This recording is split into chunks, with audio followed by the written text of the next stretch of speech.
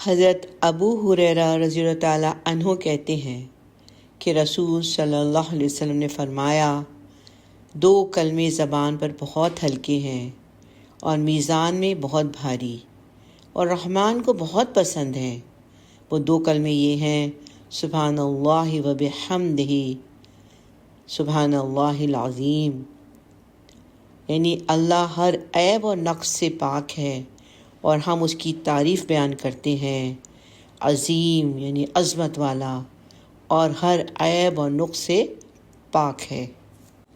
قال رسول اللہ صلی اللہ علیہ وسلم، کلمتان خفیفتان علی اللسان ثقیلتان فی المیزان حبیبتان الی الرحمن، سبحان اللہ و بحمدہ، سبحان اللہ العظیم۔